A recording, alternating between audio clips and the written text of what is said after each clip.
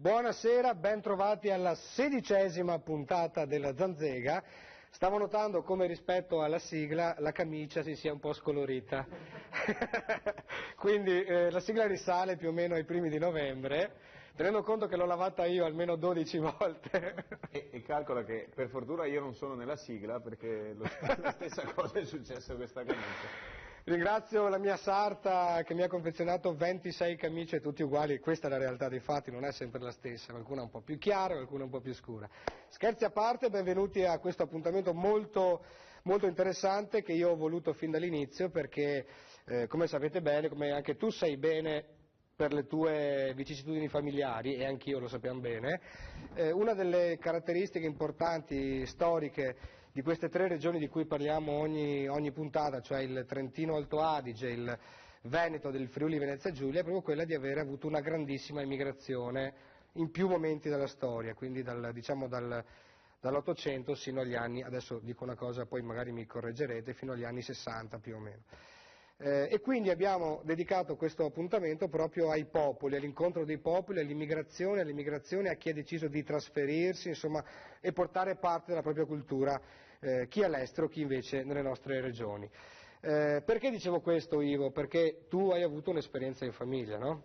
Sì, io ho la mamma tedesca, che saluto, sempre salutare la mamma, così è felice, e anche mio padre comunque, che ci sta guardando insieme. E mia mamma tedesca che è emigrata dalla Germania, è andata in Svizzera, in contemporanea mio padre, che non conosceva ancora, che dall'Italia, da Ceggia, è emigrato in Svizzera. Si sono conosciuti, sposati, è nato mio fratello più vecchio, Mirko, che la scorsa puntata era esatto, qui a suonare, ma ci sarà anche nella prossima.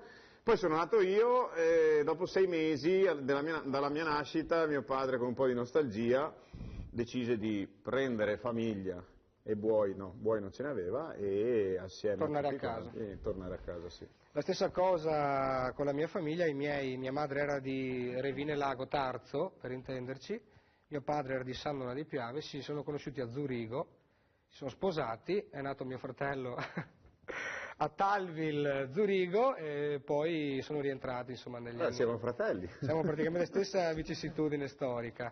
Però insomma tanti racconti a casa mia ne ho sentiti relativamente agli italiani all'estero, agli anni 50 eccetera. Tra l'altro, e non voglio dilungarmi su questa cosa personale, i miei genitori, che sono insomma ancora al fianco di noi figli, hanno 55 anni di matrimonio e probabilmente a Pasqua con i fratelli andremo proprio a Zurigo a rivedere i posti dove si sono incontrati. Non l'hanno più fatto da quella volta, quindi potrebbe essere un'occasione anche per me di vedere e di dare visione a questi racconti infantili, adolescenziali, anche legati alla mia maturità. Bene, questa è la Zanzega di oggi, io farei subito un giro di presentazione, ringrazio anche, sono ritornati carichi di energia gli iconoscopi, 1, 2, 3, abbiamo Paolo, Dario e Cibo, sono tornati in studio con noi dopo una settimana di assenza. Ringrazio Renzo, Tony e Italo in regia e ovviamente la parte non solo vocale ma anche musicale di Ivo Gallo, che è con noi in studio anche quest'oggi. Detto questo, presentiamo, partendo dalla mia destra del tavolo, abbiamo Franco, che è facente parte dell'associazione Giuliani nel Mondo. Benvenuto alla Zanzega. Grazie. Vicino a Franco c'è Fabio, anche lui membro di questa associazione. Lei è presidente, direttore? Direttore soltanto, bravo. Mentre lei è presidente. Vicepresidente. Quindi abbiamo le massime autorità che rappresentano l'associazione Giuliani nel mondo. Giusto per chi non conosca bene la realtà giuliana, si identifica geograficamente in che zona? Fra le province di Gorizia e provincia di Trieste.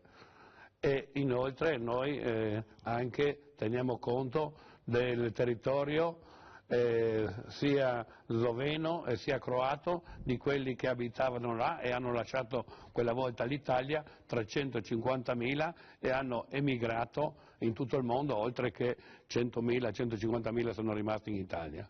Quindi ci racconterete un po' cosa fate durante l'anno, quello che organizzate, un po' per tenere viva questa memoria, non solo.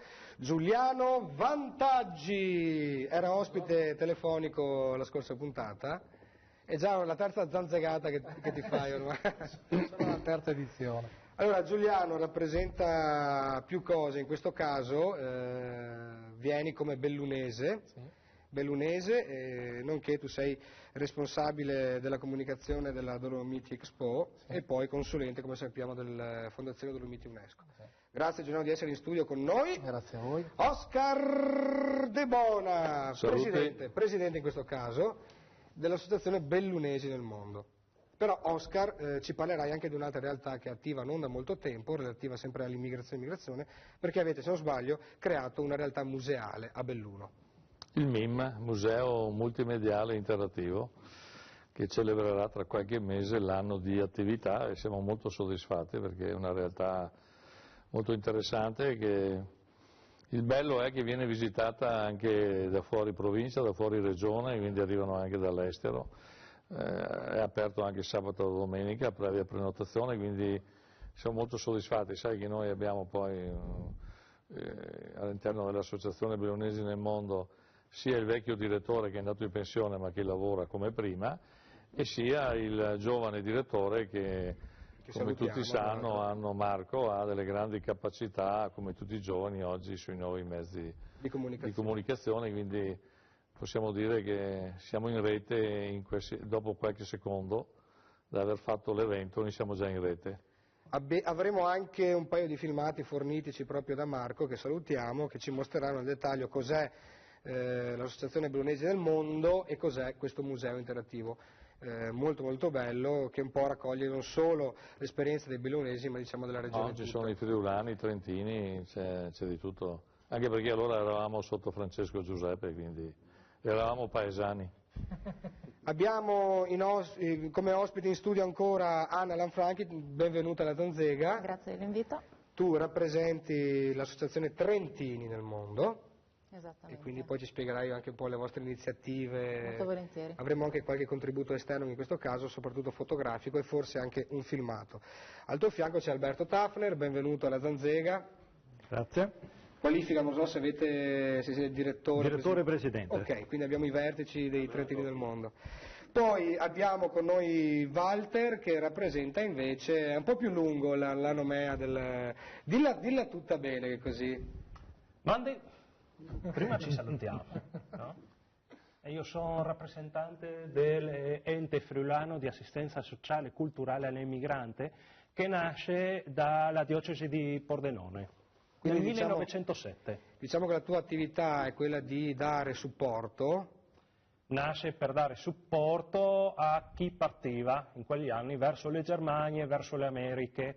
Ormai noi facciamo attività culturali, supporto sociale per quegli anziani di prima generazione che sono ancora all'estero. Quindi mantieni vivi i contatti con l'estero? Sì, e anche con i giovani che iniziano purtroppo a partire di nuovo. Lo so, infatti avremo testimonianza, non l'ho ancora citato, ma fra un po' lo vedremo collegato via Skype, Alberto Cibin, che è un ragazzo giovane che dopo la laurea è partito cercando fortuna in Europa in questo caso, quindi è molto diversa la faccenda rispetto agli anni 50, no, ai miei genitori, perché comunque fa parte di una realtà globale molto più equilibrata e con strumenti maggiori, però ci spiegherà proprio il suo allontanamento dal Veneto e la fortuna che in 2 anni è riuscito per adesso a fare proprio in Irlanda. Abbiamo con noi in studio altre 2 persone intanto simpatiche perché si sono prestate a questa ospitata, io li ringrazio. Abbiamo Peter, io il cognome te lo faccio dire a te così non sbaglio la pronuncia. Buonasera a tutti. Scusi, allora mi chiamo Peter Belletic. Perché tu sei di origine istriana. Era Belletti una volta, poi col discorso della Jugoslavia ci hanno messo la ic finale a tutti praticamente. Quindi nella zona proprio di nascita tua quale sarebbe? Io sono nato a Capodistria in Slovenia, però sono di Buje d'Istria che fa parte della Croazia adesso praticamente. E tu sei venuto perché oltre a essere molto conosciuto nel Veneto orientale cuoco, chef, ti sei trapiantato in Veneto, dalla tua realtà dove sei nato, hai portato anche la tua cultura enogastronomica in provincia di Venezia. Sì, perché ci tengo particolarmente all'Istria e ai piatti istriani tipici, e alle cose sì, nostre praticamente. L'Istria, come sapete, è una parte est, diciamo, in qualche maniera dell'Italia, che ha degli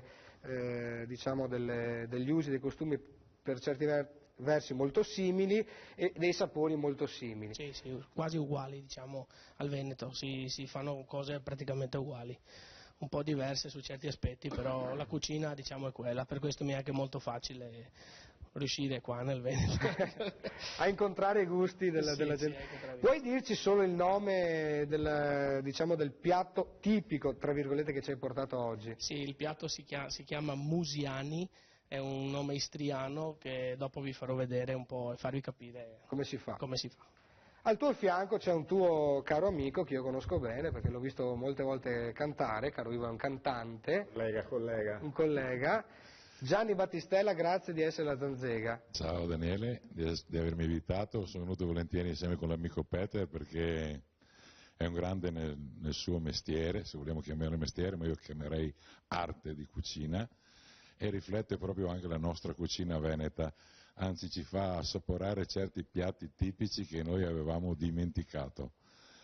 Mi piace anche essere a questa trasmissione oggi con questo tema perché i cori, specialmente quelli veneti, quando vanno a cantare in giro per l'Europa oppure fuori, hanno la soddisfazione di trovare i nostri emigranti e penso che le più grandi soddisfazioni che hanno i cori è proprio cantare per i nostri emigranti, dare ancora qualcosa di noi a loro.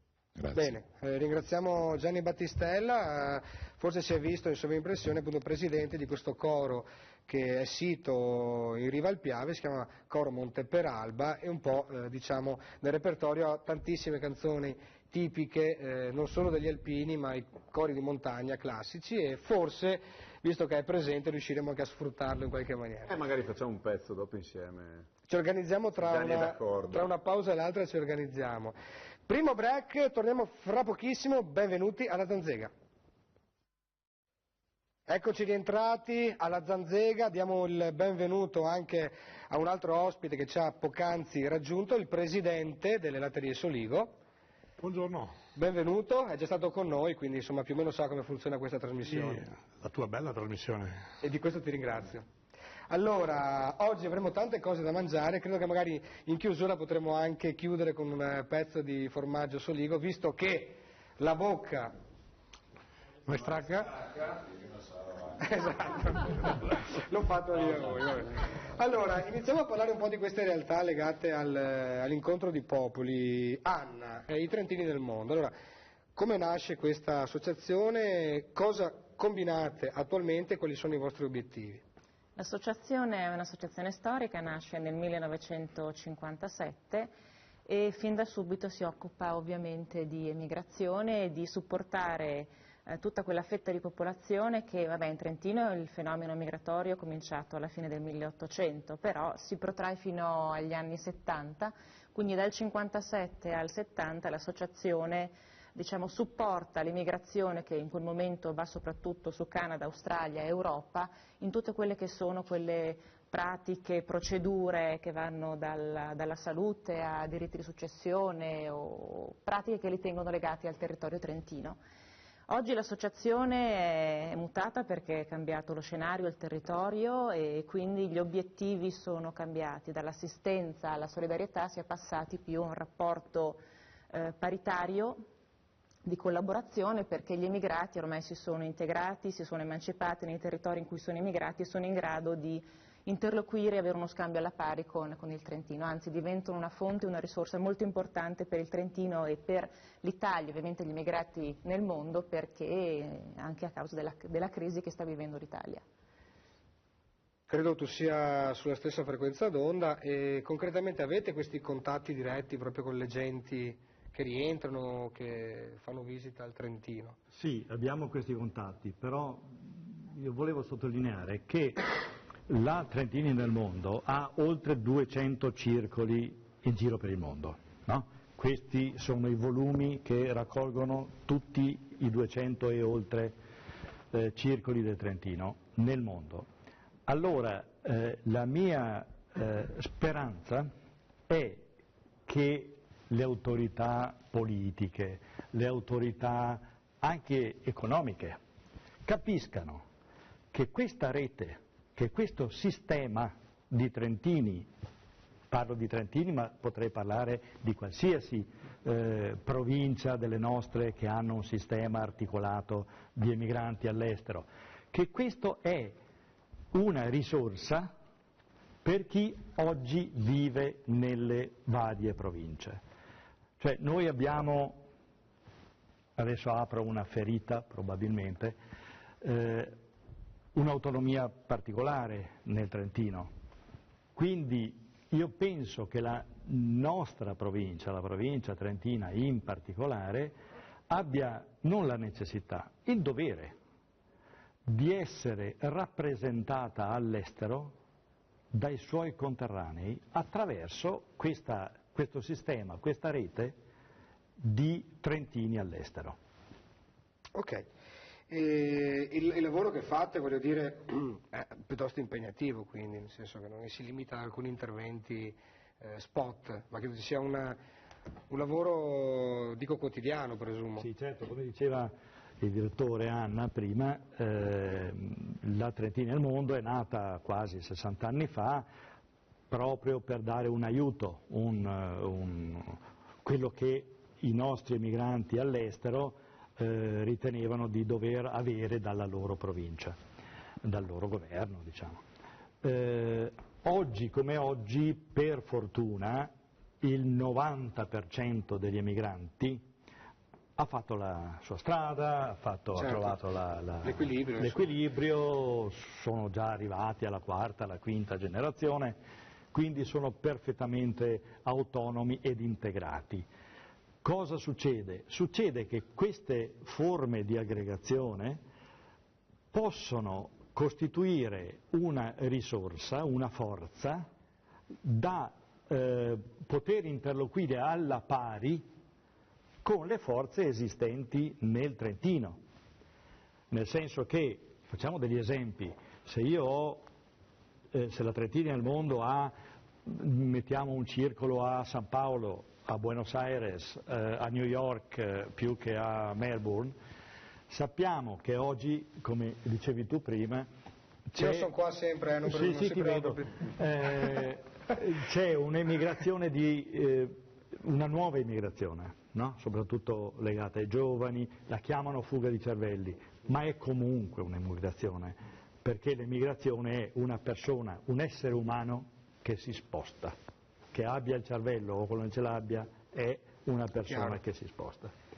Allora, queste persone, voi figuratevi un ragazzo finita la scuola che decide di andare in Australia, adesso il mito è l'Australia. Da noi c'è la fila di genitori che vengono per capire cosa troveranno. Quindi date supporto proprio a questa realtà, alla famosa fuga dei cervelli. Perché? Perché se questo ragazzo, o anche un imprenditore, chiunque, vada in Australia, non è come andare in Svizzera, come dicevi tu prima, che vai in Svizzera a fare la Pasqua, non è come andare in Svizzera o in Germania o in Belgio, vai dall'altra parte del mondo, con delle distanze, con dei usi, costumi diversi, no?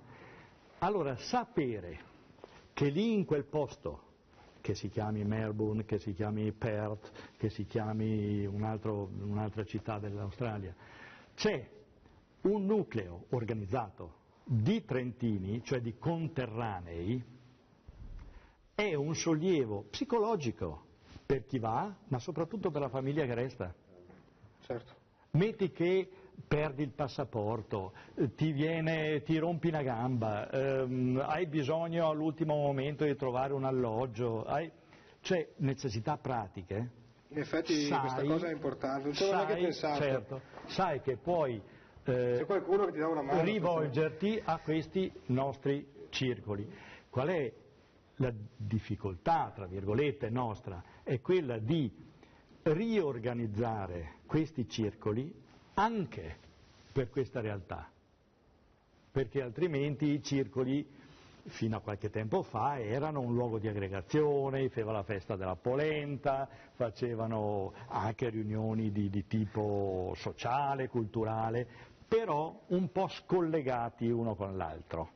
Adesso il nostro grande impegno è proprio quello di fare rete, di fare sistema, in modo che dall'Australia al Canada, all'Europa, agli Stati Uniti ci sia questa rete di supporto. E questo è fondamentale, come la rete anche tra di voi credo sia importante. Mentre parlava il Presidente Tafner mi veniva in mente se ci sono le file a Trento di genitori, di ragazzi che chiedono di andare via, che filoni che ci saranno qui da noi province normali, qui nel Veneto, veramente pensavo che Trento avesse una richiesta molto inferiore rispetto a quella invece.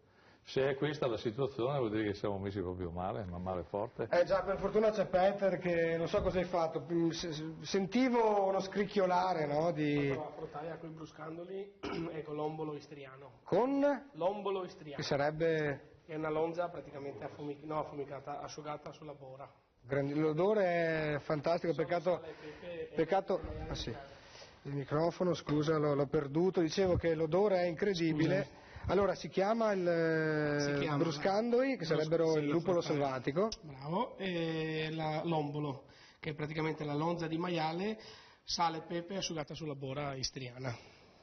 È l'unico modo per riuscire a farla. L'ombolo si trova? Ombolo si chiama, che sarebbe l'ombo di maiale, ma si trova anche da noi, sì. Sì, lo puoi trovare, però similare comunque. Sì, similare. Diciamo okay. Allora io prima di andare in pausa lancerei questo video che mostra proprio le realtà dei bellunesi del mondo, un estratto di questo video e poi insomma entreremo nel dettaglio. A voi regia.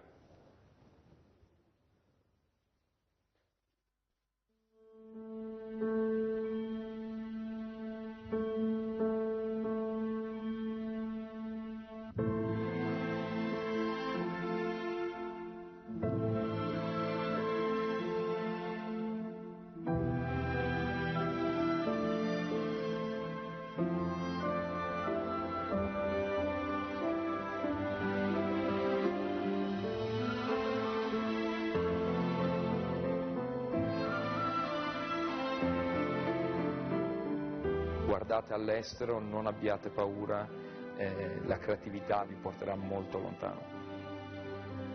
La prima cosa che io sono qua che mi sento molto bene è che sono in pace. La mia esperienza è stata naturalmente positiva, se no non ci rimanevo 40 anni.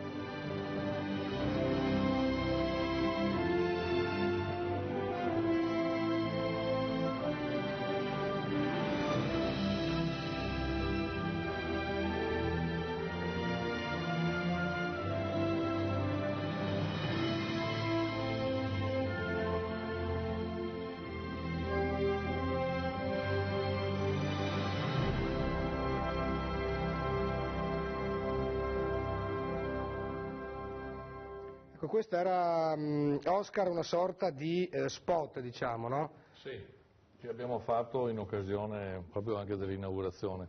Ce ne sono poi altri di belli che tra l'altro l'anno scorso all'Expo delle Dolomiti UNESCO insieme ai Trentini, ai Friulani, ai Giuliani e alle Fasse abbiamo fatto quel bellissimo stand.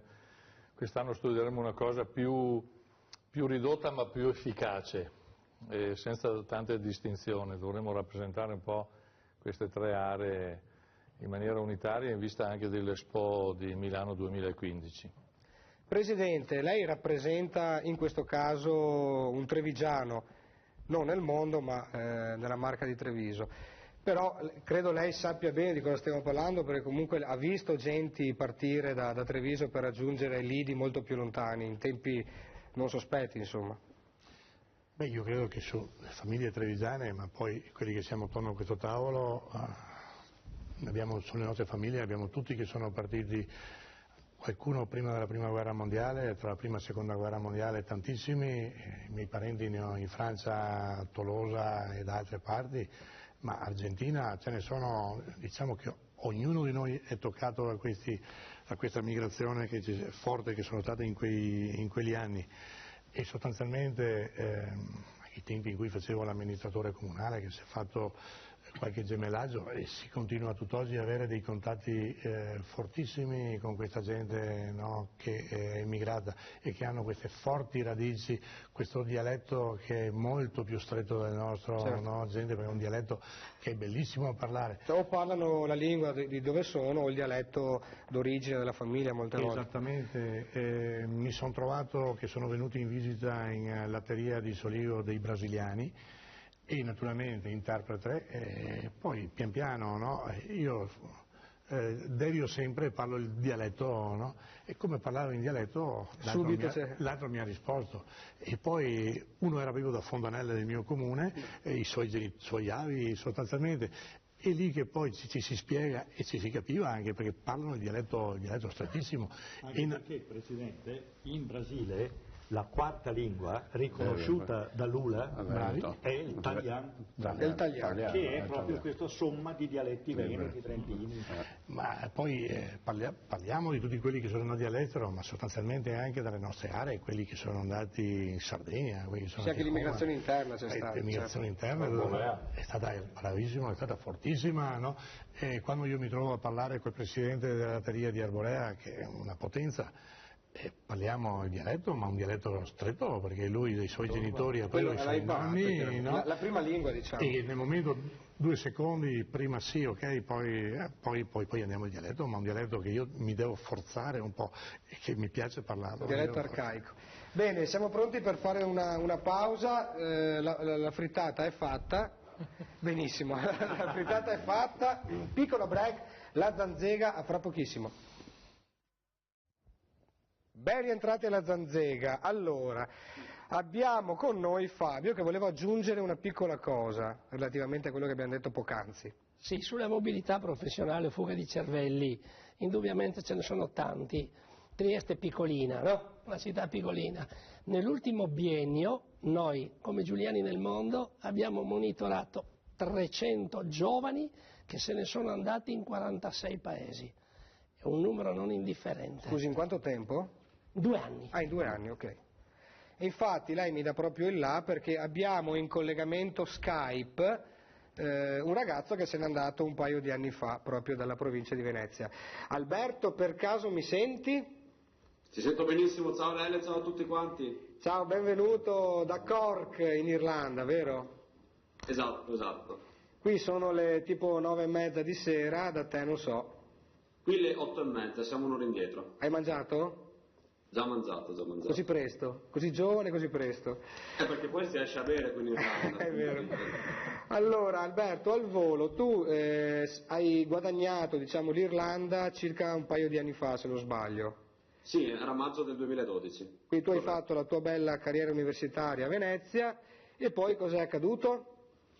Poi è successo che ho ottenuto la laurea magistrale e dovevo decidere cosa fare del mio futuro. Le opzioni erano o continuare la carriera accademica o cercare di provare a fare qualcosa di diverso e quindi ho scelto Cork perché al tempo c'erano 2 opportunità. Una era quella universitaria, dato che qui c'è comunque un dipartimento alla UCC che poteva offrire anche dei posti di lavoro come insegnante, cosa che però poi non è andata benissimo per me.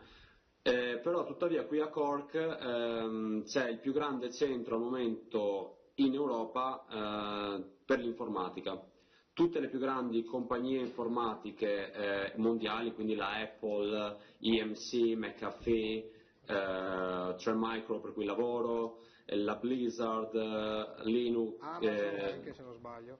Scusate? Anche Amazon, no? Il centro... Anche Amazon, sì, esatto. Qui ci sono i centri operativi per l'Europa di tutte queste grandissime aziende che cercano ovviamente parlanti multilingue e quindi ne deriva automaticamente che per uno straniero ci sono molte possibilità di lavoro. Infatti Cork, il centro di Cork, penso sia abitato più da sud europei come italiani, francesi, spagnoli, oltre ai polacchi che sono una grossissima comunità qui in Irlanda, rispetto agli irlandesi. Scusami, l'Irlanda fino a qualche anno fa era messa a braghe di tela come l'Italia dal punto di vista della crisi. Credo che questa fiscalità agevolata, per cui ci sono poi presentati su quel mercato le grandi multinazionali americane e straniere, abbia dato una botta di vita alla realtà irlandese, o sbaglio? Questa è stata la loro genialata, possiamo dire, perché loro hanno avuto la Celtic Tiger Generation, che è stata quella che li ha portati negli anni 90 ad avere il boom economico fondamentalmente, a cui poi è seguito il collasso economico che tutti conosciamo. Loro sono stati molto intelligenti a fare appunto questa tassa agevolata che hanno chiamato corporate tax, che serve appunto ad agevolare questa tipologia di aziende. Il motivo per cui tutte queste grandi multinazionali sono venute a Cork, come anche a Dublino e alcune di queste a Galway, dove mi pare, se non sbaglio, c'è ad esempio l'EA Sports, non è perché hanno detto andiamo tutti in Irlanda perché lì c'è il tempo più bello. Il motivo per cui si sono spostati in Irlanda è perché ovviamente hanno avuto delle agevolazioni dal punto di vista finanziario, il che porta anche dei vantaggi per noi lavoratori, in quanto comunque abbiamo degli stipendi che rispetto a quelli che al momento sono comuni in Italia sono sicuramente migliori. Alberto, tu fra un po' ritornerai in collegamento con noi. L'ultima cosa, prima di chiudere questo primo collegamento con te, così a livello emotivo, emozionale, sì. L'idea di tornare nel veneziano ce l'hai, oppure prevedi, il tuo obiettivo è quello di fermarti in Irlanda o in giro per il mondo? Come la vedi così? Io mi sono sempre visto un viaggiatore e sto benissimo qui in Irlanda al momento, quindi nel mio prossimo futuro non vedo assolutamente l'Italia. Ciò non significa che la escluda per sempre, però per i prossimi anni ecco, mi vedo all'estero. Magari ritornerai come manager fra 4 o 5 anni, no? Ad avviare un'attività, quando l'Italia sarà uscita da questa, la vedo dura, ma insomma, crisi che ci attanaglia. Io mi auguro che la situazione migliori anche per le persone che ho lasciato comunque in Italia. Anche per me, no, infatti. Soprattutto per te. Quello che posso dire al momento, quando dicevi tornare come manager, una cosa sicura è che qui si dà molto spazio ai giovani, il che permette di avere molte più possibilità di progredire dal punto di vista lavorativo, questo è sicuro. Ok, ci sentiamo fra un pochino, noi continuiamo la Zanzega, rimani vicino alla camera perché fra un po' ti richiamiamo. Perfetto. Grazie Alberto intanto. Grazie a voi. Allora, volevo chiedere a Walter se ti capita mai di interfacciarti con ragazzi che così si spostano o ti chiedono un consiglio su dove andare. Ma certo, non tanto, e qui possiamo anche tirar fuori il discorso a che cosa servono i nostri circoli, segretariati, focolars, centri. È successo poco tempo fa che un ragazzo del nostro segretariato di Salta, al nord dell'Argentina, quasi al confine con la Bolivia, voleva andare a Londra. Bene, gli abbiamo dato i contatti del nostro segretariato a Londra, lui adesso fa parte del segretariato a Londra. Le sue origini friulane, sebbene lui era argentino, le sue origini friulane gli sono servite per avvicinarsi alla realtà di Londra, ma non solo alle tradizioni di casa degli avi, ma anche a una realtà lavorativa. Chiaro, e quindi trovando quella fortuna che si cerca per comunque avere un equilibrio esistenziale, no? Perché Giuliano, infatti, tu mi dicevi oggi prima di andare in onda, adesso ti volevo chiedere un po' di cose, però eri simpatica a quella faccenda di queste città che si trovano in giro per il mondo che però portano il nome italiano. Sì, ci sono molte città nel mondo, soprattutto nella parte del Brasile e dell'Argentina, che si chiamano Nova Belluno, Nova Trento, Nova Bassano, proprio perché le comunità quando si trasferivano all'estero tendevano a ricreare lo stesso habitat naturale che avevano trovato in Italia. Ma prendendo il discorso che anche prima faceva il Presidente Taffner, è importante capire l'ambivalenza che hanno queste piattaforme nel mondo. La prima valenza è turistica, perché potrebbero essere le ammiraglie del mondo di un nuovo turismo, che è un turismo che arriva da questi paesi che si stanno arricchendo. E la seconda valenza è che ci sono delle persone all'interno di queste associazioni che sono dei talenti veri e propri, la Bellunesi del Mondo, la bellunoradici.net, la Trentini nel Mondo, i Giuliani nel Mondo, l'Ente Friuli nel Mondo, anche su Tirolesi nel Mondo, hanno tutti questi talenti nel mondo che creano benessere e surplus nei paesi in cui sono arrivati, ma sono italiani, sarebbero dei cervelli italiani e sarebbe veramente da riportarli in patria. Mi viene in mente Paolo Sebben, che ha studiato le Smart City. Mi viene in mente, all'interno dei bellunesi nel mondo, mi viene in mente un famoso bellunese che è Riccardo Lovat, che è quello che ha inventato la talpa meccanica per fare tutte le metropolitane del mondo. E quindi questo know-how che hanno queste associazioni nel mondo deve essere riportato in Italia se vogliamo ripartire. Questo mi sembra onesto ed augurarselo. Bene, fra un po' entreremo nel dettaglio anche dell'esperienza di Peter, che volevo capire un po' dall'Istria a dove stai adesso, cos'è accaduto. Prima di fare questo però, Ivo, tu avevi pensato qualcosa da farci sentire? Sì, io ho preparato un pezzo scritto nel 75 da De Gregori che rientra nel disco Rimmel. Questo è l'unico scritto assieme a Lucio Dalla, quindi anche per ricordare Lucio Dalla. E la storia appunto di un emigrante, in questo caso dalla Spagna verso la Svizzera. Ivo Gallo. Mio padre è seppellito un anno fa, nessuno a coltivare la vite, guarderà me sulle sue poche unghie, troppi figli da cullare. E al treno io l'ho preso e l'ho fatto bene.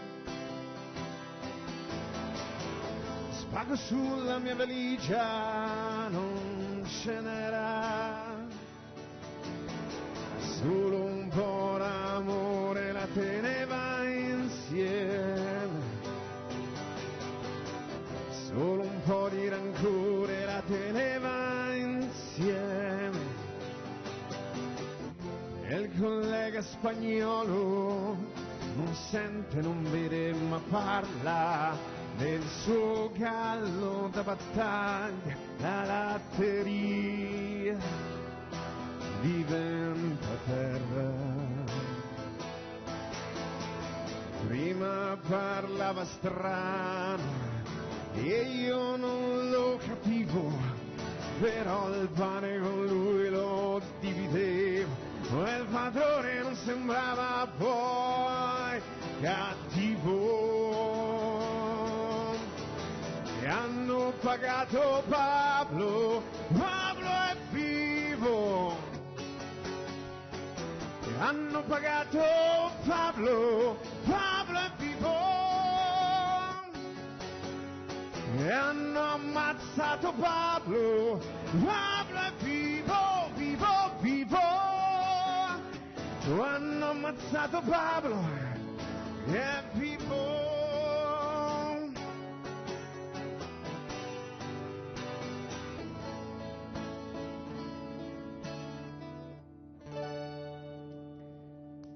Ivo Gallo, Pablo è vivo. Esatto. Facciamo un piccolo break, la Zanzega torna fra poco, mi raccomando. La Zanzega, ancora buon sabato sera, chi si fosse appena sintonizzato con noi, chi ci segue su Antenna 3, chi ci segue su Free e anche chi ci segue in streaming. Tra l'altro... Anche buona domenica per quelli che ci seguono in replica. Buona domenica a chi è sul divano, anche se il tempo finalmente è un po' migliorato rispetto, no? Le piogge sembrano per ora... Vedremo cosa succederà. C'è ancora neve in montagna? Domani tutte sciare, tutte sciare. C'è neve? Soprattutto non si deve andare fuori dal Triveneto. Ecco. Questo è uno spot promozionale per le non si va in Austria, non si va su un'altra parte che non sia il Triveneto. Allora, dicevo, collegandomi al discorso dello streaming, sulla pagina Facebook c'è scritto un amico dando qualche piccolo dettaglio sul fatto dei lucci che abbiamo presentato in studio l'altra volta, perché non era proprio un luccio e basta, era un luccio. Casomai io mi informerò meglio e darò qualche dritta su una piccolissima errata corrige sul tipo di pesce. Appunto, diciamo anche a tutti i telespettatori che possono scriverci sulla pagina Facebook Zanzega, prima mettono mi piace, una volta messo il mi piace, possono scriverci qualsiasi cosa, qualsiasi proposta, qualsiasi idea, qualsiasi critica. Per noi le critiche sono sempre costruttive, giusto Lele? Tanto quanto il Facebook ufficiale dell'emittente, nato non da moltissimo ma molto attivo. Giusto, molto attivo, seguito molto bene. Direi anche un'altra piccola cosa, perché è bello interagire anche con le altre trasmissioni, soprattutto col telegiornale di Antena 3, molto famoso. Il lunedì c'è la parola al direttore, il direttore Basso, sulla pagina ufficiale di Facebook di Antenna 3, è lì che risponde in diretta, appunto dal vivo, live, a qualsiasi persona volesse, quindi dalle 11 a mezzogiorno di ogni lunedì. Benissimo, caro Peter, perché la pronuncia è corretta, Peter. Allora, diciamo che il mio vero nome è Petar. Petar. Qua mi chiamano tutti Peter. Come quello di Heidi. Io sono rimasto Peter, ecco. C'è chi mi chiama Piero, chi Peter, chi Petar. La cosa pazzesca è che tu parli benissimo il dialetto veneziano. Diciamo che in Istria si parla bilingue, tutte e due le lingue. Diciamo che quando ero piccolo io ho imparato prima l'italiano e poi il croato. Poi ti sei un bel giorno innamorato. Sì, ho avuto la fortuna di conoscere una donna magnifica che è mia moglie, adesso la saluto. E niente, praticamente ho dei zii a Caorle che hanno stabilimento balneare, venivo sempre a fare la stagione da loro, prima da bambino a giocare, poi a lavorare, e dopo pian pianino mi sono trasferito verso San Donà, dove col tempo prima ho lavorato e poi ho aperto un ristorante. Ristorante dove tu anche metti quel tocco ovviamente istriano. Sì, ristorante in centro a San Donà. Lo rende particolare anche per questo il tuo locale. Facciamo dire due cose anche a mister Battistella. Caro Gianni, tu sei molto amico di Petar, o Peter, che dir si voglia, in quanto voglio dire... Sembra un po' il nonno di Heidi lui. Manca solo Heidi. In quanto sei un utilizzatore finale della produzione di Petar, credo, no? Sì, è che è dura adesso perché ce ne sono tanti utilizzatori, quindi qualche volta bisogna fare la cola. Però fai anche un saluto invece all'associazione che rappresenti, che non abbiamo ancora salutati.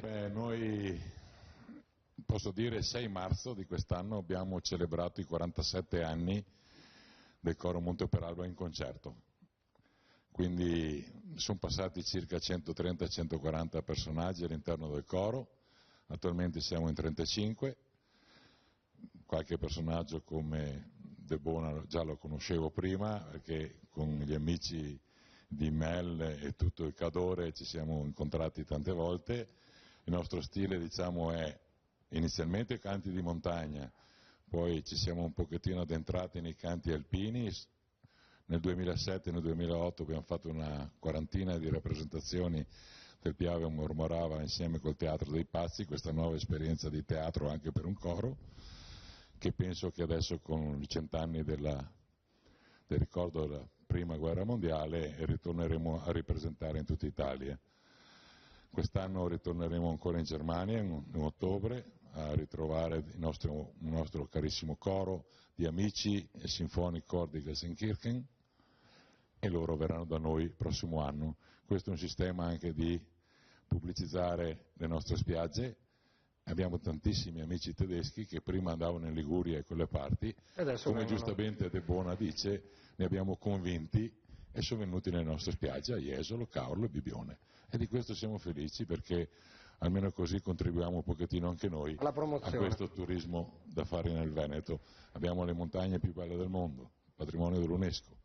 Abbiamo un mare che ci sono tante bandiere blu, speriamo che restino blu e speriamo che ci sia tanta gente a venire a sventolare queste bandiere blu nel nostro Adriatico.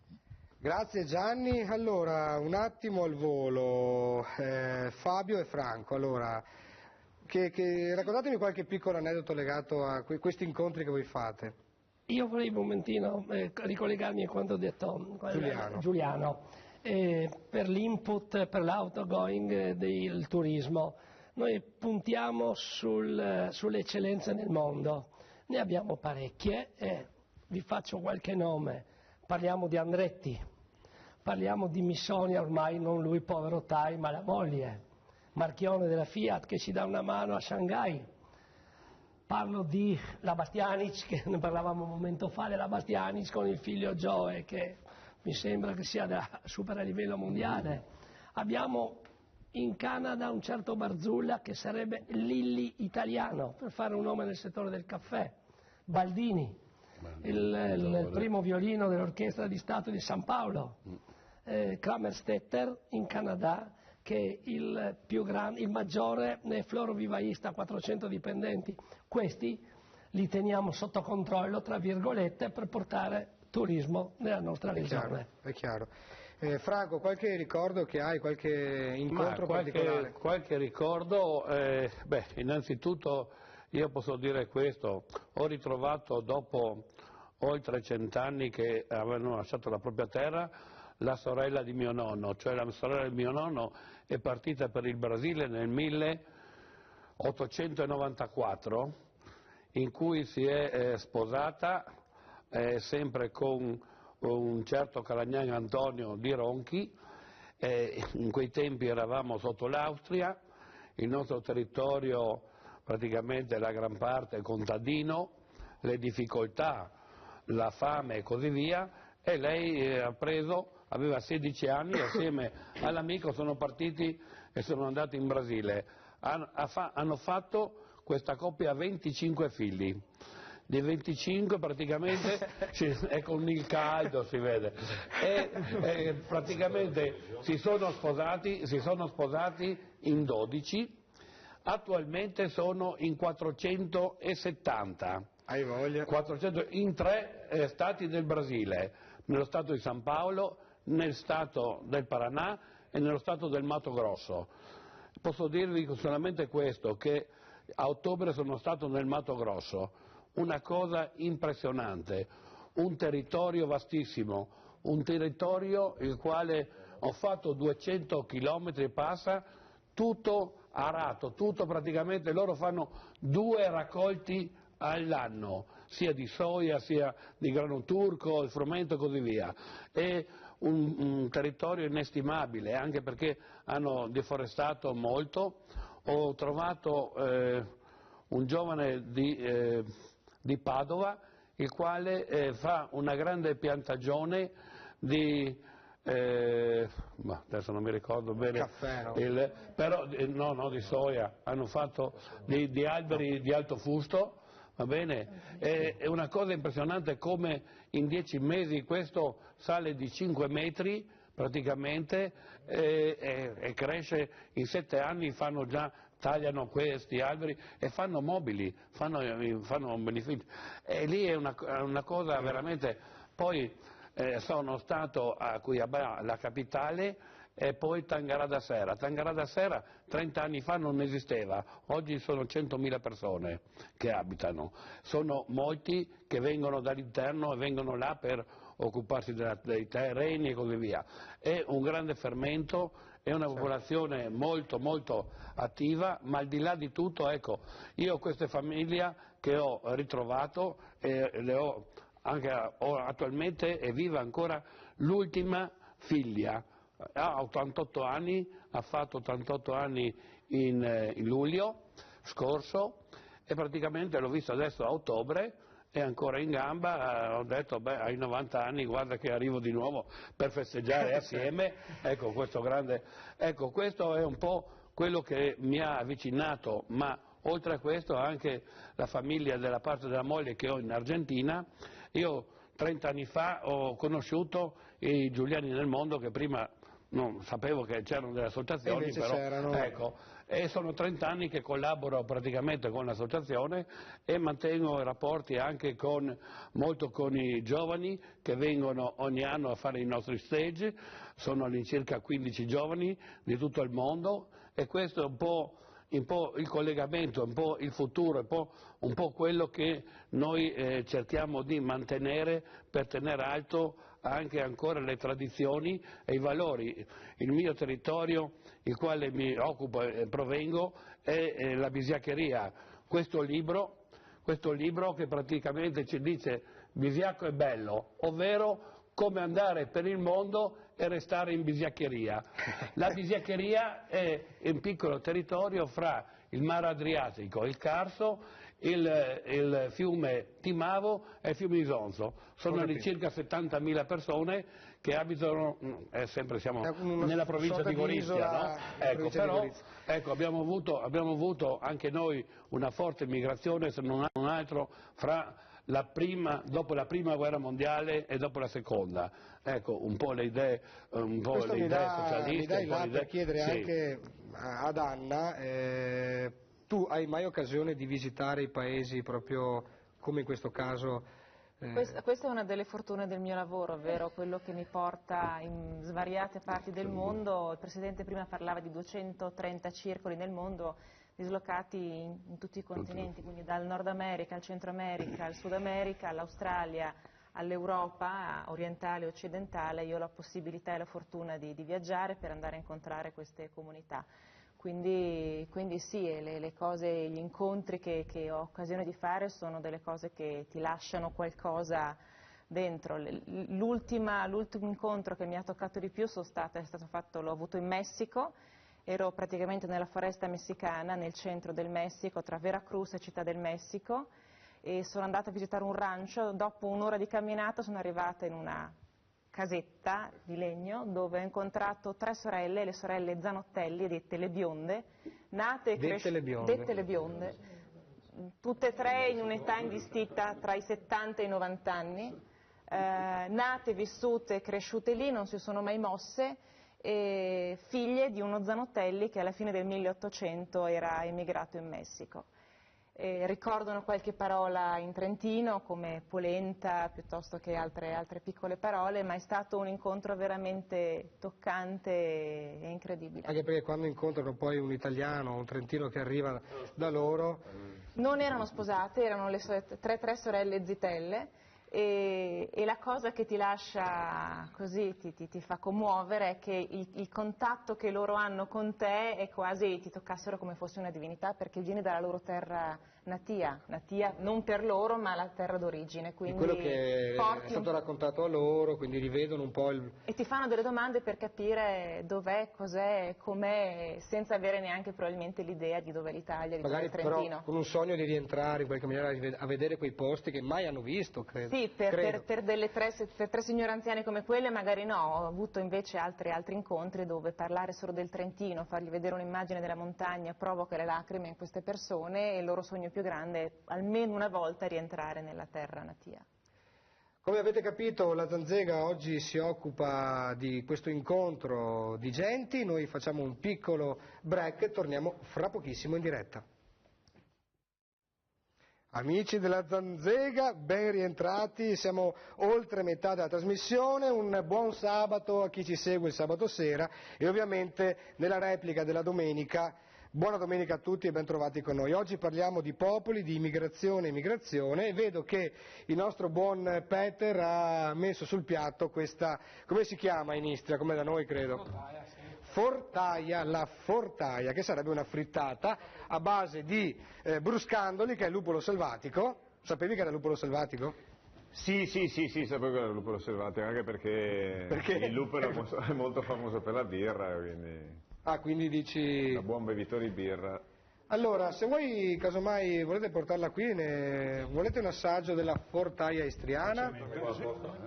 A proposito di cibo, caro Presidente, allora, i vostri prodotti, no? In questo caso caseari, vengono utilizzati in giro per l'Europa e per il mondo? C'è un commercio, un'importazione in questo caso oppure no? O è difficile importare il prodotto fresco, ovviamente?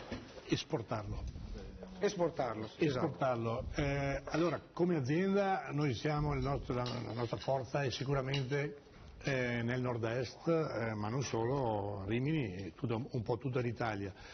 Per quanto riguarda invece troviamo dell'interesse fortissimo nei nostri prodotti, specialmente per il turismo che viene qui da noi e il turista se ne innamora, e credo che sostanzialmente tra il mare e la montagna e la collina, il mare Adriatico, l'Alta Marca e le nostre montagne che abbiamo dei nostri amici qui trentini e bellunesi, abbiamo dell'interesse forte su dei prodotti che possono interessare i cinesi.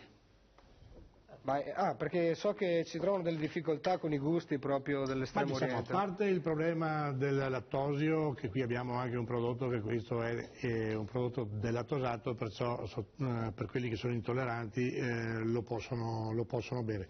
Quello che invece è stato di strano, che sono interessati ai prodotti liquidi, non tanto ai formaggi, alle nostre eccellenze, perché qui le nostre cooperative, i nostri privati che sono nel territorio, sappiamo fare dei prodotti veramente squisiti, hanno bisogno di questi prodotti liquidi, no? Noi abbiamo cominciato l'esportazione E a parte l'America con dei prodotti che possono essere l'Asiago, la grana, i nostri prodotti, i nostri DOP che stanno girando il mondo, con fortuna, perché credo che non ci siano maestri quanto noi per le produzioni di questi prodotti, e abbiamo, grazie in questo momento, che anche l'Europa ce lo sta riconoscendo, queste DOP, abbiamo dovuto lottare e dovremmo lottare per riuscire a produrre i nostri prodotti e non farci copiare, mentre che invece Thailandia, può essere Cina e altri prodotti interessati al liquido e alla sicurezza dei nostri prodotti, perché il prodotto italiano è garantito, è un prodotto sicuro, perché sostanzialmente non è che siano senza prodotti, però non si fidano dei loro prodotti e vengono qui diverse aziende, e anche noi abbiamo cominciato a mandare dei sanno se acquistano in Italia, acquistano garanzia, no? Esattamente. Bene, allora io mi ricollegherei con il buon Alberto CB da Cork, Irlanda, se mi sente. Alberto, ci sei? Io ci sono. Perfetto. Fra un po' ti vedremo, perché è collegato con noi, per chi si fosse sintonizzato da poco, Alberto Cibin, che è un giovane che ha trovato per ora, in questa fase della sua vita, la strada professionale altrove, non in Italia, a Cork, in questo caso nel sud dell'Irlanda. Dicevi che ti trovi molto bene. Sì, tra l'altro nell'ultima settimana abbiamo avuto anche un paio di giorni di sole molto forte che non vedevo penso da metà novembre. Anche noi quest'anno però. Però c'è da dire che, quello che dico sempre io, l'Irlanda non sarebbe così bella se non avesse questo clima. I cieli d'Irlanda famosi, no? Come cantava la Mannoia. Bravo, la Mannoia. Domandagli com'è l'integrazione. Chiedilo tu, c'è qualche domanda che vogliono farti i nostri ospiti. Com'è l'integrazione lì con... Allora, l'irlandese è molto simile all'italiano, vuoi per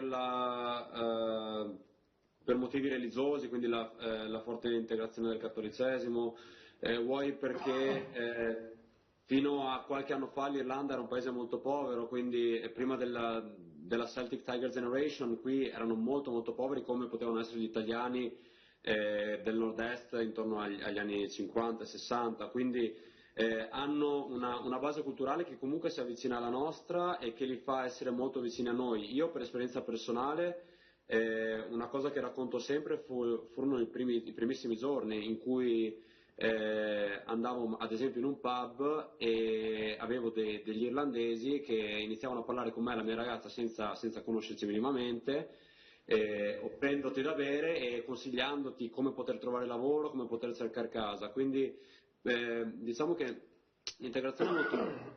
Poi, come dicevo poco fa, il centro soprattutto di Cork è pieno di stranieri, ci sono più stranieri credo che irlandesi nel centro di Cork durante il giorno. La downtown sostanzialmente. Sì, diciamo che la conformazione poi di Cork la porta a essere così, è una città che ha un centro molto piccolo che è fondamentalmente una piccola isola tra i due rami del fiume e poi la città si estende ai lati del fiume in una parte leggermente montuosa, quindi diciamo che gli stranieri che vivono qui, la maggior parte ad esempio non hanno la macchina, quindi tendono a vivere in centro, cosa che magari non fanno le persone che sono del posto. Però come integrazione, nel senso di sentirsi a casa propria, io per esperienza personale non posso assolutamente lamentarmi, penso di poter parlare anche per molti altri, non solo italiani ma anche appunto francesi, spagnoli, tedeschi che vivono qui e diciamo che poi ovviamente sta anche allo straniero insomma adattarsi ed accettare. Altre domande avete? Sì, volevo chiederti, a parte le nostre eccellenze che abbiamo di formaggi, ma il vino si trova in Irlanda? Allora, il vino Prosecco si trova... in particolare? Allora, il vino si trova anche il Prosecco, anzi dirò di più, il Prosecco, non so se sia una cosa di Irlanda, ma è sicuramente una cosa di Cork, è famosissimo, anzi penso che vada quasi più il Prosecco che lo Champagne o non i metodi classici, cose così. Loro poi diciamo che non hanno neanche una cultura del vino come la nostra, quindi a me è capitato tante volte di essere con degli irlandesi in cui che credevano di avere un bicchiere di prosecco quando in realtà poteva essere un vino bianco fermo o un vino diverso dal prosecco. Ne hanno molti, però non hanno solo il vino italiano. Qui una cosa che ho imparato io da quando vivo qui è che bisogna distinguere il vino bianco e il vino rosso. Il vino rosso si trasporta molto meglio, o meglio, diciamo che viene meno intaccato dal trasporto, quindi è più facile bere un vino rosso di qualità che non un vino bianco di qualità. E questo li porta ovviamente a concentrarsi non solo sui vini italiani e francesi, ma li porta anche a bere dei vini del Cile, vini australiani, vini californiani, perché anche loro comunque hanno grosse produzioni di rosso, sono produzioni ovviamente più industriali, qualità inferiore, però che comunque hanno una grossa influenza da queste parti. Ovvio che a livello di conoscenza anche loro sono pienamente consapevoli che il nostro vino, insieme a quelli francesi, non si può mettere una marcia in più. Altre domande, ragazzi? Alberto, Walter, vai. Alberto, ciao. Sì. Vogliamo Ciao. farci gli affari tuoi. Sì. Nel senso, noi qua siamo tutti di associazione dell'emigrazione. Tu frequenti qualche giro di veneti, italiani? Raccontaci un po' come...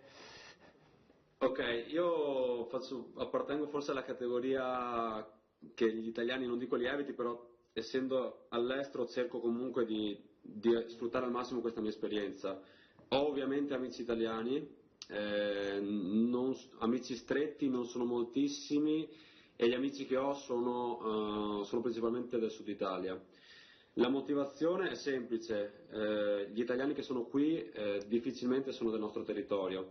Faccio un esempio, nell'azienda dove lavoro io, che è appunto Tremicro, nel nostro centro di Cork siamo intorno ai 240, in cui ci sono probabilmente tra i 25 e i 30 italiani, e in Veneti siamo solamente 2. Ci sono io e poi c'è un ragazzo di Castelfranco. Ok, Alberto, ti interrompo un attimo, non so se tu puoi stare ancora con noi o devi andare in discoteca a Cork fra qualche minuto. Se vuoi stare ancora qualche minuto per fare i saluti poi alla fine della trasmissione, ti diamo un po' di libertà, ma fra un po' ti richiamiamo. Ok, va bene. Grazie intanto Alberto Cibin, in collegamento da Cork in Irlanda, grande amico e uno dei tanti giovani che ha deciso di mettere... Sì, Ne abbiamo 600. Di questi giovani in giro per tutti i 5 continenti, che tra l'altro rappresentano anche secondo me l'evoluzione della nostra attività associativa, perché noi siamo nati 48 anni fa, siamo un anno più vecchi del Coro per Alba, e siamo nati sull'emigrazione della Svizzera. Noi avevamo 22 famiglie di brunesi in Svizzera, altrettanto di trevigiani e così via. E la Svizzera è stato il motivo per cui è nata l'associazione, sono nate le associazioni, perché allora non si sapeva della realtà del Sud America, degli altri, non c'era ancora il fenomeno dell'immigrazione così radicato come quello che è accaduto dopo la Seconda Guerra Mondiale. E quindi quell'immigrazione di assistenza, di patronato, perché non c'era nessuna istituzione, non c'è neanche oggi, che fa il lavoro che fanno queste associazioni del tutto gratuitamente, sono nate proprio sulla base dell'esperienza dei cantieri e delle fabbriche della Svizzera, delle miniere del Belgio, della Francia, come ricordava prima il Presidente della latteria di Soligo, cooperativa di Soligo. A Tolosa c'è una marea di trevigiani che ha bonificato tutta la pianura, quella parte della Francia. Dopodiché c'è stato, e bisogna anche ricordare che tra 2 anni ci sarà il 50° della tragedia di Matmar, dove un centinaio di italiani sono morti, molti quelli del Triveneto, poi ci sarà il 60° di Massinelle, la miniera in Belgio, Orolunghi negli Stati Uniti, che per anni non è stata ricordata, il 60° nei Pirenei francesi, proprio adesso a giugno la regione con le associazioni veneziane nel mondo che fa da coordinatrice, organizzeremo questa spedizione in occasione del 60° di quella tragedia. Quindi a causa di queste tragedie sono nate anche le associazioni che oggi fanno un lavoro meritorio e se mi permetti, mi pare che abbiamo ancora 0 secondi. Esatto. Allora ne parliamo dopo. Allora, perché volevo ricollegarmi a quello che ha detto il Presidente Tafner prima. Facciamo una piccola pausa, la zanzega, la parte finale, a fra poco. Questa è la storia di uno di noi, e anche lui nato per caso in via Clou, in una casa fuori città, gente tranquilla che lavorava, là dove c'era l'erba ora c'è una città, e quella casa in mezzo al verde ormai, dove sarà? Mio caro amico disse, qui sono nato, e in questa casa ora lascio il mio cuore, ma come fai a non capire? È una fortuna per voi che restate a piedi nudi a giocare nei prati, mentre là in centro si respira un cemento, ma verrà un giorno che ritornerò, e ancora qui, là dove c'era l'erba ora c'è una città.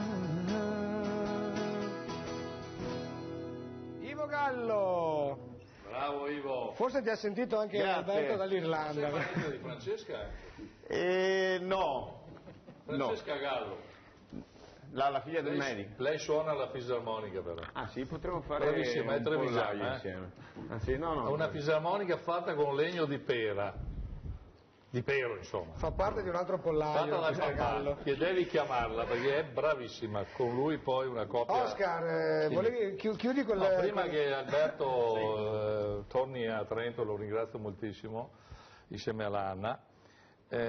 Allora, noi abbiamo appena fatto un governo nuovo in questi ultimi giorni e non c'è un ministro per gli italiani nel mondo, non c'è neanche un sottosegretario. Adesso vediamo se per caso tra le deleghe di qualcuno ci sarà un rappresentante che rappresenta questo mondo. Allora, brevissimamente, noi abbiamo un patrimonio culturale che è il nostro petrolio, abbiamo un altro patrimonio che sono quasi 50 milioni di persone di origine italiana, che sono in giro per il mondo. In tutti questi anni, da quando questi sono partiti, facciamo una selezione, da 50 milioni di persone di origine con un po' di sangue italiano, mettiamo che ce ne siano 10.000 in tutti i continenti, ma soprattutto focalizzati in alcuni paesi del BRICS, no? Brasile, Russia, India, Cina, quello che è Sudafrica, Brasile e Sudafrica, che hanno posti di eccellenza, ricoprono posti di eccellenza. Cariche importanti. Cariche importanti, ma non vuol dire solo nella politica, nell'imprenditoria, nel giornalismo, nelle arti, dappertutto. È un patrimonio che è lì è gratis. Non lo usiamo. Non l'ha usato i governi della Prima Repubblica, non lo hanno usato i governi della Seconda Repubblica, non lo sta usando neanche il governo quello attuale. Ed è una risorsa che ci permetterebbe di aiutare moltissimo la bilancia dei pagamenti. Perché noi non mettiamo mai nel conto di tutto quello che incide nelle nostre entrate, di tutti quegli acquisti che vengono fatti da giuliani, da friulani, da pordenonesi, da trentini, da veneti, in giro per il mondo. In giro per il mondo, che comprano i macchinari senza fare le offerte ad altre ditte di altri paesi dell'Europa. Prova a pensare se noi mettiamo in rete tutto questo mondo. L'indotto. È una roba incredibile. Io ho avuto una breve esperienza in regione, sono stato responsabile per 5 anni dei Veneti nel mondo.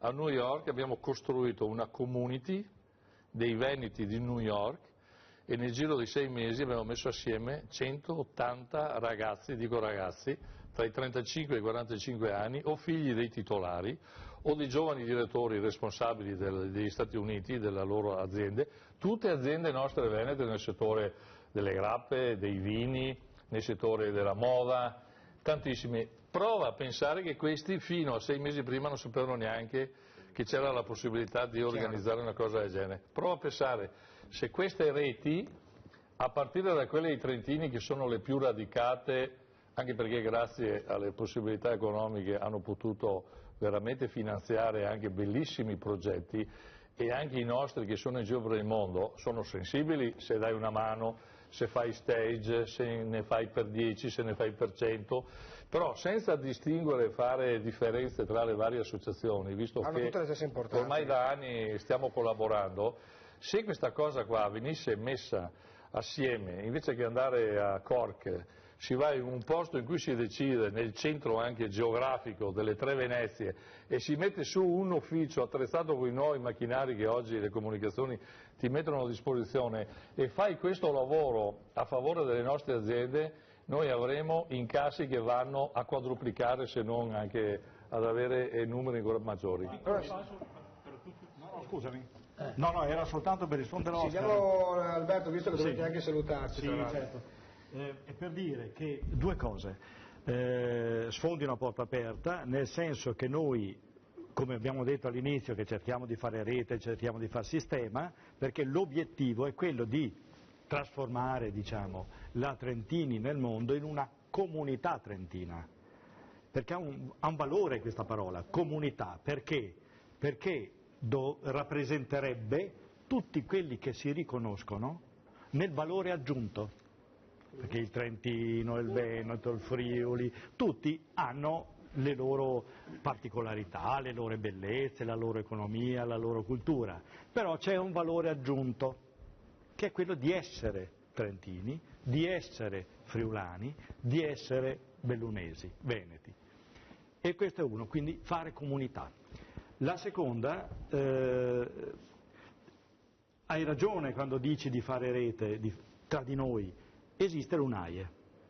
UNAIE è l'Unione Nazionale delle Associazioni di Emigrazione, di emigranti, con un presidente che fino alla legislazione precedente era deputato, adesso non è più stato rieletto, era sul collegio svizzero, però l'UNAIE rimane, no?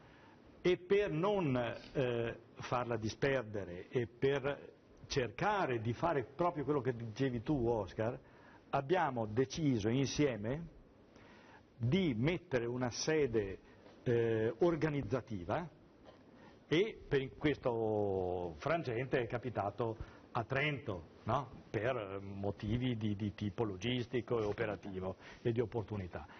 Però è possibile che poi tra qualche tempo passi a un'altra associazione. L'importante è che questa UNAIE vada in una direzione che è quella che dicevi tu, di fare sistema, di fare rete, di portare avanti, no massa robe, no massa parole, massa ciacciare, cose concrete, reali. Chiaro. Ne discuteremo venerdì all'assemblea dell'UNAI a Trieste. Di sicuro il discorso dell'UNAI, anche se io non ho molta fiducia nelle associazioni nazionali. Io aderisco come bellunesi nel mondo perché è giusto aderire, però loro fanno un lavoro che se lo migliorano io sono ancora più contento. Però anche l'UNAI avrebbe bisogno di un po' di rinnovamento. Perché insomma l'assemblea è da anni che non abbiamo un ministro. Però io non mi riferisco al lavoro dell'UNAI, che è un lavoro gente che lavora gratis, e quindi quando la gente lavora gratis va bene. Il problema è un altro. Il problema è che qui il mio appello era alla politica, non al lavoro che fanno le associazioni, perché le associazioni già si stanno sostituendo. Qui non si è capito che c'è una risorsa che può far entrare ogni anno miliardi, questo è il vero problema, e utilizzare le associazioni come braccio operativo di avere tutte le informazioni. Non si può fare come succedeva prima che arrivasse internet, che siccome l'albergo era pieno allora si andava a sentire i giuliani, i trentini, i bellunesi, se conoscevano qualcuno lì per trovare un posto a dormire, capito? Sono sempre stati usati, almeno da noi, all'ultimo minuto quando non si poteva fare a meno, è il concetto che è sbagliato. Questa è la mia idea. Anche tu senti la mancanza di questa rappresentanza. Sì. Per esempio in Uruguay, loro sono 3 milioni di abitanti, di cui la metà è di origine italiana. Loro adesso in questo momento stanno chiudendo il consolato italiano e aprendo una segreteria consolare, cioè stanno perdendo una rappresentanza importante per i cittadini. Cioè, Uruguay, a Montevideo, che è l'italiano la seconda lingua. Sì, per legge. Di fatto sono le associazioni che si sono organizzate per chiedere che non venga chiuso il consolato. Cioè, però sono lasciati alla buona di Dio. Certo. Non è possibile. Noi abbiamo i nostri connazionali là che stanno provando ad arrangiarsi, perché qua non trovano chi gli dia un appoggio, perché non trovano la persona con cui parlare. Non c'è più un garante, un riferimento. New Jersey, 1 milione di italiani, c'era il consolato, l'hanno chiuso, hanno mandato tutto su New York. Chiudo l'argomento, ti ho spiegato. No, spiegagli anche cosa vuol dire attraversare l'Hudson per andare di là, vuol dire dedicare mezza giornata e pagare 60 euro andata, 60 dollari andata, 60 ritorno. Walter, ti dicevi che c'è anche quell'immigrazione di rientro, no? C'è l'immigrazione di rientro, purtroppo noi in Friuli abbiamo avuto 2 ondate, la prima anni 70 per esempio dall'Argentina con la dittatura militare, inizio anni 90 e l'ultima con la grande crisi del 2002-2001. Che rientravano quindi nel Rientravano, paese. Per esempio, questa è quella marcia in più che si parlava sul tavolo. I nipoti, i figli che avevano un passaporto italiano sono riusciti a entrare grazie a dei corsi di formazione che sono stati fatti dalle associazioni. Per esempio, a casa mia io sono nato a Buenos Aires, non sono argentino, però io ho il doppio passaporto, io sono arrivato qui perché proprio cercavo di scappare alla città e mi piaceva abitare in piccoli paesi. Però al di là di questo, a casa mia si è sempre parlato in italiano, a casa dei nonni in friulano, fuori in spagnolo. Avevo quella marcia in più che mi ha permesso qua di arrivare e di trovarmi a casa. Per esempio in Argentina noi abbiamo Colonia Carogia che si trova nel centro della provincia di Cordova, dove sono quegli immigrati del 1880. Parlano friulano, la lingua friulana, che si è evoluta in un modo parallelo di quello che si è evoluto in regione. Partono dall'Università di Udine per studiare come si parla friulano là. È molto interessante, mantengono le tradizioni, mantengono le radici. E voi sapete che cos'è mantenere le radici, per esempio a Natale con 40 gradi di caldo, mangiare il panettone, le noci, il cotechino alla polenta? Il bollito con la pera. Grazie a queste tradizioni mantenute. Allora, un attimo, scusate, volevo salutare Anna, perché insomma voi ve ne andate, scappate, ci lasciate in balia di noi stessi. Purtroppo sì, abbiamo degli impegni che ci chiamano a Trento, grazie mille per l'invito e magari ci sarà un'altra occasione per approfondire il discorso. Me lo auguro. Sicuramente anche perché i prodotti sono buoni. I nostri amici dal Trentino ci salutano, la Zanzega continua perché abbiamo ancora un po' di cose da dire e soprattutto capire cosa Peter, o Peter che dir si voglia, ha combinato per noi questa sera. A fra poco! Eccoci ancora in diretta con la Zanzega, ci hanno salutato gli amici del Trentino e siamo rimasti a questo tavolo nell'attesa di scoprire il piatto forte di Peter e vorremmo collegarci ancora una volta con Alberto per salutarlo perché è piazzato davanti, credo, non so se un telefono o un iPad da un bel po' di tempo. Alberto? Sì, sono ancora qui comunque. Non so se sentivi qualcosa durante... Sì, ho sentito tutto quanto, era molto interessante, fa piacere sapere che comunque ci sono persone che hanno interesse a prendersi cura degli italiani che sono all'estero.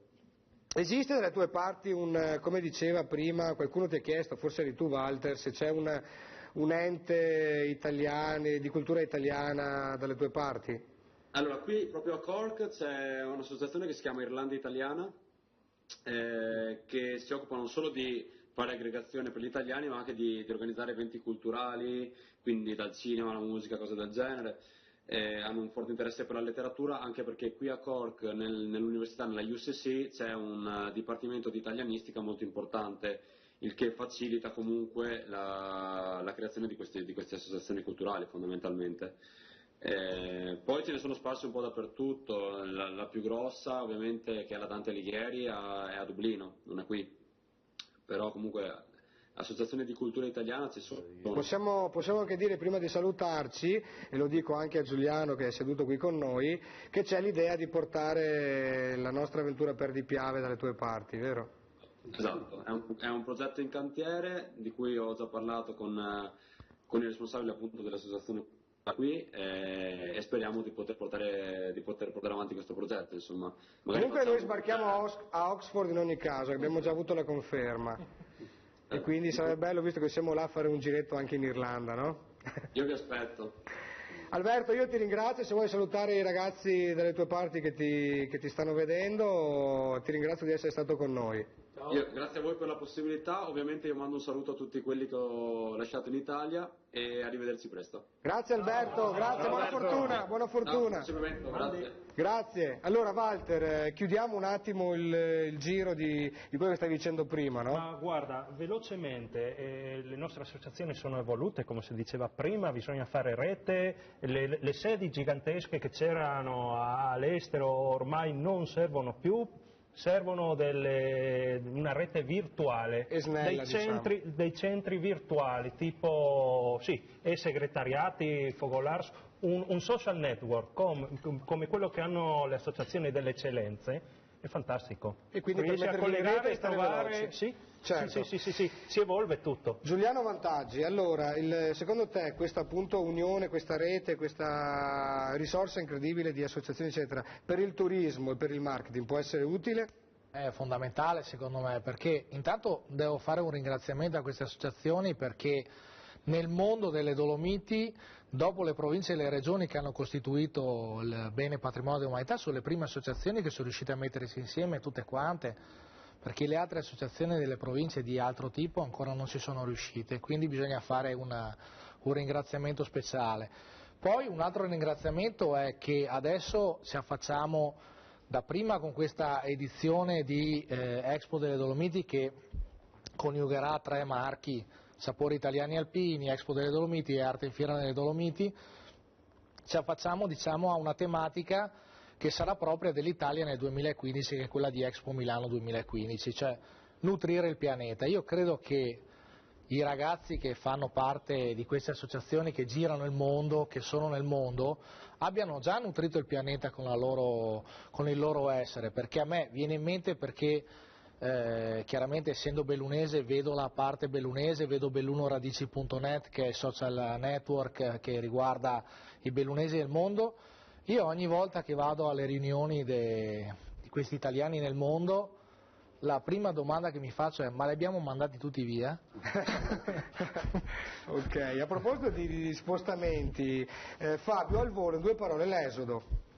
Ecco, io devo dire una cosa, che esiste 2 terminologie. L'esodo è naturalmente l'emigrazione.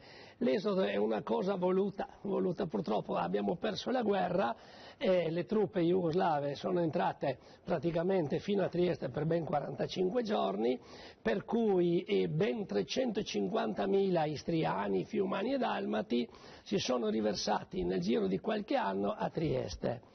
Di questi 350.000, 100.000 si sono fermati a Trieste, 100.000 si sono sparsi lungo la penisola in 109 centri di accoglienza e 150.000 se ne sono andati all'estero. In più dobbiamo aggiungere altri 20.000, tra virgolette diciamo praticamente triestini, che dal 54 al 61, primo momento che ritorni l'Italia nel Trieste con l'amministrazione anglo-americana, hanno dovuto andarsene via altri 20.000, questi 20.000 tutti in Australia. E sabato 15 ricorre il 60° della prima partenza della nave Castelverde verso l'Australia e quindi onoreremo questo esodo, diciamo, perché in effetti questi quando sono arrivati in Italia i nostri connazionali, per gli italiani erano jugoslavi, per gli jugoslavi erano italiani. Non solo, devo aggiungere ancora un altro fenomeno, un fenomeno che è un momentino triste, però sono le questioni delle foibe. Cosa sono le foibe? Cioè dal 43 al 45 7.000 persone, quasi tutte vive, sono state messe nelle foibe, in quei meandri carsici, dove c'è il monumento nazionale delle foibe, riconosciuto dal governo italiano finalmente dopo 10 anni. Bene, allora io, visto che parliamo di Istria, abbiamo citato l'Istria, l'Esodo e quant'altro, Peter, tu sei giovane, un viso molto sorridente, stai 1000 ore davanti ai fornelli e parliamo finalmente di cosa porti alla Zanzega. Ok, io porto un piatto tradizionale che non si fa praticamente più. Ho avuto la fortuna di lavorare con mio papà, perché mio papà praticamente feia, come si dice qua, il porziter. Quindi il norcino. E allora c'era la tradizione che dopo tutto il giorno di lavoro di fare sul porzel praticamente si mangiava sta specie di cibo che si chiama musiani da noi, che è composta praticamente dal guanciale di maiale e fatta col cervello. E va praticamente aggiunto aglio, pepe e sale e niente, va cotta nella verza praticamente in forno, che praticamente funziona così, ecco, va battuta a coltello. Voglio far vedere che tu hai battuto già va battuta a coltello, tutto a mano, va messa dentro la verza. Quindi qua dentro cosa c'è, scusa? Qua dentro c'è guanciale di maiale, cervella di maiale e praticamente sale, pepe e aglio, ok? Una volta cotta ci vorrà grosso modo un'oretta perché si cucina al forno a fuoco lento. La metti in questo? Sì, la metto dentro, poi si ricopre con altre foglie di verza, questo si fa a dicembre quando si uccide il maiale praticamente, e alla sera è tradizione, quando è finito tutto, dopo la giornata stancante, di mangiare praticamente insieme intorno al focolare, bere vino e parlare di come è andata la giornata. Vi faccio vedere come viene fuori se volete. Sì, ecco. facci vedere. L'ho cucinata stamattina, praticamente il risultato è questo. Ok? Si mangia dopo tutti insieme, praticamente si tolgono le foglie di verza e con la forchetta il profumo è incredibile. Sì, tutto intorno si sbecotta col pane e via. Quindi questo si chiama? Questo si chiama in Istria musiani, però è una cosa che praticamente non fa più nessuno, è un piatto vecchio che io ho visto fare da piccolo, ho contribuito sempre a farlo perché era la rottura a star là a battere col coltello. Certo, ci voleva tempo. Allora metteva sempre in mezzo. Presidente, lei cosa dice? Questo assomiglia a qualcosa che si faceva a Treviso oppure no? Sì, credo che queste cose qua, del maiale si mangia tutto. Ieri sera ero da un amico a mangiare radici e fagioli, no, con i sizzoiti, no? E naturalmente gli ossi del porzel, dove dico stanotte i problemi per dormire. No? E adesso continuiamo, ma io penso che sto piatto qua dovrebbe essere buono, perché l'unica cosa che mi resta è le cervella che mi danno. Quello perché è il nome, no? Sì, solo una questione. Cucina povera, cucina contadina, buona, sana. Ivo, cosa dici? Ma io potrei anche, sai che io continuo con la mia dieta, però questo secondo me è assaggiabile. Allora, una roba che ha tanto pepe, diciamo che è una cosa che mangia alla fine, è come un dolce, diciamo. Dopo tutto il giorno che hai mangiato altre robe. Allora sono goloso. Allora vediamo magari di assaggiarne un pochettino fra poco, intanto ci canti qualcosa? Sì. Ivo Gallo, chitarra e voce della Zanzega. Paese mio che stai sulla collina, disteso come un vecchio addormentato, la noia, l'abbandono, niente son la tua malattia. Paese mio, ti lascio e vado via. Ma che sarà, che sarà, che sarà, che sarà della mia vita, chi lo sa. E so far tutto, forse niente, da domani si vedrà. Sarà quel che sarà. E che sarà, che sarà, che sarà, che sarà de mi vida, chi lo sa. Si se mucho, forse nada, y mañana si vedrà. sarà, sarà quel che sarà.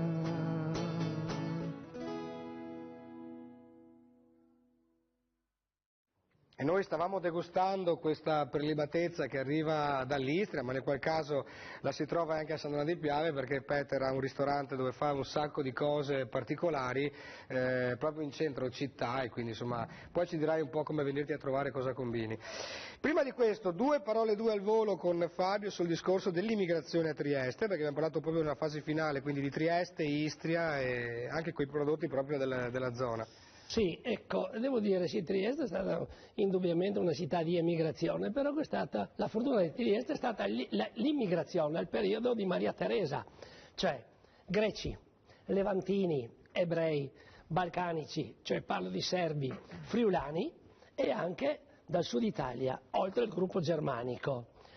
Faccio un esempio, oggi a Trieste, statistiche non ufficiali, abbiamo 10.000 serbi. 10.000, ascoltate bene la parola che vi dico, quindi eccolo. E abbiamo tutte le confessioni, cioè la serba, la greca, no? La sinagoga che è la più grande d'Europa, eccetera. E devo dire invece una curiosità che è difficile capire. Trieste è stata testimone di 7 nazioni, sotto 7 bandiere, in Piazza Unità d'Italia sono sventolate 7 bandiere e abbiamo avuto, e ve l'elenco. Incominciamo con la bandiera francese, il periodo della Francia, l'Austria che è sotto Maria Teresa, le truppe germaniche, poi abbiamo avuto i 45 giorni della bandiera jugoslava, 9 anni di Stati Uniti e Gran Bretagna, non occupazione, chiamiamola liberazione, occupazione come uno vuol chiamarla, e dopodiché ancora nell'intercalo la nostra bandiera. L'italiana. E mi fermo qui. Tra l'altro con Ivo, con Dario, Paolo, la troupe saremo a Trieste a fare proprio una visita a questa città nei prossimi giorni, quindi ne parleremo ancora di Trieste. Facciamo un giro, intanto invito Peter ad avvicinarsi a me, io devo dire che incontra il mio gusto, quello che hai combinato, è chiaro che è un piatto particolare, non è nel gusto di tutte le persone, ma devo dire che era davvero molto molto molto buono. Fare una cosa particolare Quelle che non si fanno più, come abbiamo fatto la soppa quadra tempo fa, eccetera eccetera. Allora facciamo un giro di saluti. Allora io ringrazio appunto Fabio Ziberna che rappresenta questa realtà tra immigrazione e immigrazione, grazie di essere venuto con noi. Mancherebbe altro, ringrazio io a voi e ci vedremo a Trieste. Ci vedremo a Trieste perché verremo fra qualche giorno, tra l'altro. Prima, siamo lì. Ringrazio Giuliano Vantaggi, responsabile Dolomiti Expo, consulente per l'UNESCO e quindi le Dolomiti UNESCO. Grazie Giuliano della tua presenza. Grazie a voi, grazie di tutto. Oscar De Bona, che ringraziamo. Consulente Lungarone Fiere Dolomiti. Anche. Expo Dolomiti è Lungarone Fiere Dolomiti. Di cui tu sei?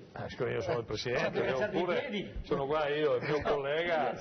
No, dico che dobbiamo anche noi. Assolutamente. No, volevo solo intanto ringraziare la gente che ci ascolta, deve capire il ruolo di queste associazioni. Dobbiamo ringraziare quei comuni che ci sono sempre stati vicini.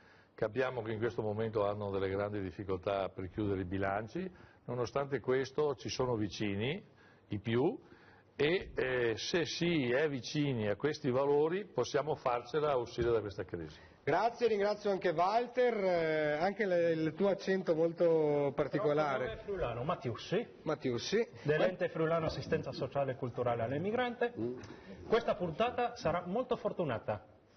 Vedrai che già tra qualche ora iniziano, per il fuso orario, iniziano ad arrivare su Facebook i messaggini, perché, visto che ci siamo noi, la vedranno anche all'estero. La Zanzega nel mondo! Esatto, abbiamo fatto un po' di reti anche noi. Il Presidente, Laterie Soligo, già stato nostro ospite, grazie di essere intervenuto oggi. Grazie a voi e di questa trasmissione e di quello che parlate, perché io credo che oggi questa chiacchierata così in compagnia che abbiamo fatto, però questo parlare, il ricordare di quello che è in giro per il mondo, di quanti siamo, e giustamente come dice anche il Presidente qui delle fiere, se noi riusciamo a trasmettere dei messaggi, no, ai nostri concittadini che sono fuori, io credo che possiamo fare veramente grande questo territorio, questo nostro nord-est, ma sostanzialmente tutta l'Italia. Però bravo te, bravi questa trasmissione che state portando, no, questi messaggi, no, che altrimenti si perdono. Grazie dell'encomio. Noi cerchiamo di, appunto, come ci siamo conosciuti all'inizio di questa avventura, il tentativo era proprio quello, no? Di aprire queste finestre, di interagire con tutti i target, dai giovani ai meno giovani, di portare cose che si sono un po' perse, ma soprattutto, come diceva appunto Italo Calvino, l'obiettivo, che è una frase riportata anche nel vostro museo di Belluno. Quel giovane che hai portato qui in trasmissione non è uno sfigato che è andato via, è uno che è andato fuori e sta facendo del successo, perciò è un italiano che porta fuori la nostra cultura e che viene apprezzato dall'estero quanto è bravo. È questo che noi dobbiamo fare, non dire che è una fuga di cervelli, sono dei cervelli che vanno in giro per il mondo per fare grande l'Italia. Allora, speriamo rientrino un giorno. In Italia non c'è spazio, è meglio che anche i miei nipoti si preparano per andare fuori, che imparino le lingue, perché se la politica di Roma è quella che è, non c'è futuro per noi. Quando prima lui diceva no, dobbiamo portarli dentro, ma se non fossero mai andati fuori qui dentro cosa avrebbero fatto qui in Italia? Uno dei tanti che ci chiudiamo dentro nelle nostre case, dobbiamo uscire se vogliamo dimostrare quanto bravi siamo. Vabbè, io ringrazio anche, non so se è dato il fuori onda, in onda, vabbè, ma insomma fa parte della diretta, ringrazio Franco della presenza. Sì, grazie effettivamente a voi con la vostra trasmissione, effettivamente è stato un bel incontro. Sono d'accordo con quanto diceva prima il Presidente Bellunese, perché questo è un appello che ha fatto la politica e senz'altro siamo più che d'accordo, perché in effetti è questo che dobbiamo batterci per arrivare a questo. Era un qualcosa qualche decennio fa, ma dobbiamo riprendere, mettere un Ministero degli italiani all'estero, perché in effetti questo è un qualcosa che noi lasciamo perdere, veramente il cuore che abbiamo pulsante ancora all'estero di italiani che ci tengono a essere ancora italiani. Grazie. Grazie. Allora, Peter, al volo, se uno volesse assaggiare le tue prelibatezze, dove ti trova? Venga a trovarmi a San Donà, vicino alla casa di cura, il ristorante si chiama Allo Scarpone, da Peter. Lei che io da qua non sento perché non ha il microfono, ti chiedo scusa se vi interrompo, ma... Allora, intanto Oscar, 10 secondi. No, volevo salutare perché ci vedranno. Ci stanno vedendo in questo momento